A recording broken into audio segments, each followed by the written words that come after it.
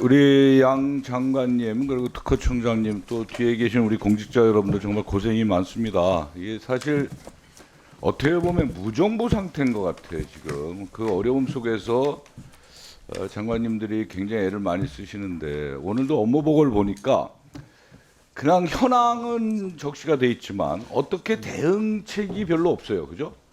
그러니까 저도 좀 답답한 면이 있어요. 이거 어떻게 대응하고 향후 이거를 어떤 대안을 가지고 접근할 것인가, 관세 문제를. 2018년도 트럼프 일기 때도 관세가 적용됐다가 나중에 결국은 소비자 물가부터 해서 국내 상황 속에서 다시 관세가 물리지 않았잖아요, 장관님. 그때 중국하고 주로 문제가 있었습니다. 중국하고도 지금 우리하고도 그랬다고, 우리하고도 트럼프 일기 때. 네.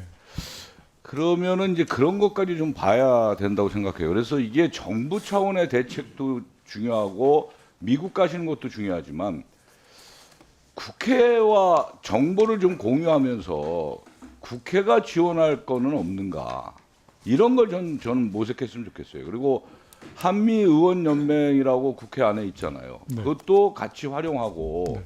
필요하면 우리 이철규 위원장께서도 상임위를 좀 적시에 좀 열어주시고, 뭐 대선 때까지는 안 연다는 얘기도 좀 들리는데 그렇게 하지 마시고, 이건 여야를 떠나서 굉장히 중요한 이 우리 경제 대책을 세워야 되는 상황이기 때문에 제가 부탁의 말씀을 드리는데, 4월 17일 날 한미의원연맹 의원들하고 우원식 국회의장하고 면담이 있잖아요. 네. 그런 것도 장관님 좀 만나서 잘 활용도 좀 하시고, 또 우리가 지금 그 미국에 투자한 회사들이 굉장히 많아요. 그러면 거기에 지역구 국회의원을 우리가 의원들이 만나게 해서 그 의원들이 트럼프하고 좀 얘기를 하게끔 한다든가, 뭐 이런 다각도로의 정책이 필요하다. 저는 오늘 내가 업무 보고를 보면서 야, 이렇게 대안이 없이 되겠나, 이런 생각이에요. 그래서 저희가 열려 있는 마음으로 국회에서도 적극적으로 지원할 생각이니까 그렇게 좀 해주십사 하는 요청을 제가 드리는 거예요. 이건 요청을. 네. 그리고 이 트럼프는 가만히 보니까 이 관세를 빵 때려놓고 다른 걸 이득을 얻으려고 하나의 협상용도 있는 것 같아요. 그러니까 트럼프가 원스톱 쇼핑이라고 해서 자기 SNS에 올린 게 있던데, 거기에 관세 문제뿐만 아니라 LNG, 조선, 방위비 이런 걸 다각적으로 해서 한 번에 한번 딱 협상하려고 하는 의도도 있다. 저는 그렇게 보는데, 그런 거라면 더더욱 정보를 정부와 국회가 같이 공유하면서 이 부분에 대한 대책을 좀 세워야 되지 않겠는가, 이렇게 생각합니다. 거기에 대해서 답변 좀 부탁합니다. 네.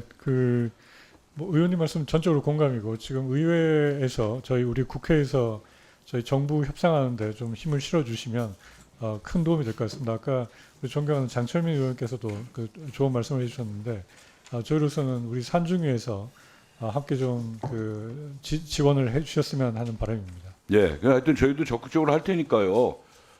우리 장관님들께서는 좀 이렇게 힘을 가지고 적극적으로 응해 주십사 하는 말씀을 드려요. 그리고 이 관세 적용하는 게 미국이 뭔 잣대가 없는 것 같아.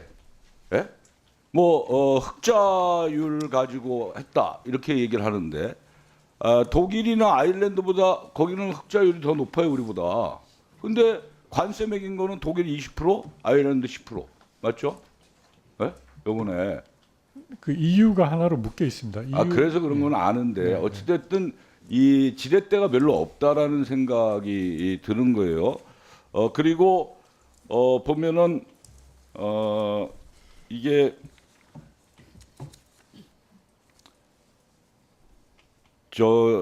이 트럼프 정책에 대해서 유럽 중앙은행 총재도 굉장히 우려하고 있어요. 폐쇄성 분열과 싸워야 된다.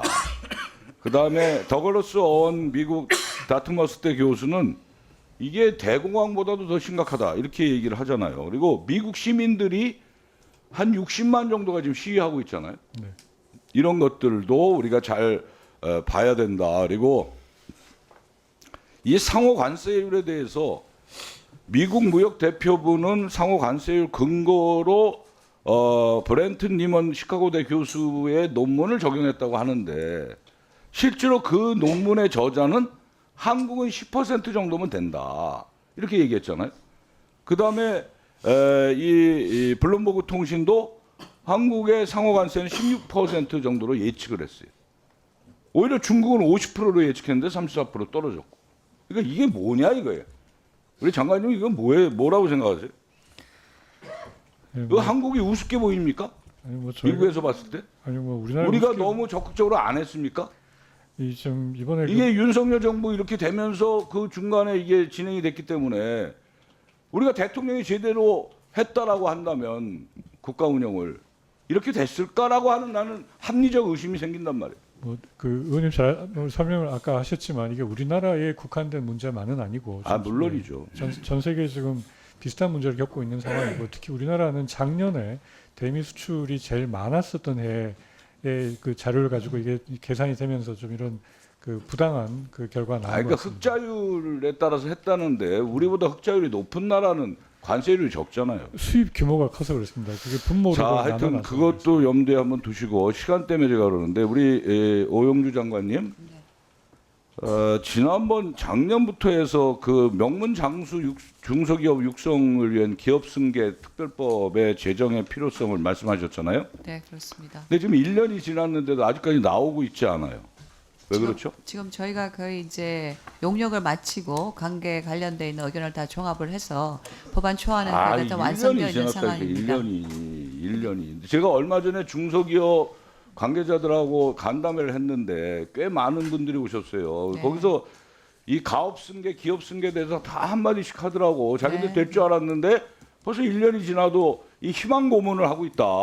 이제 이런 거 아니에요?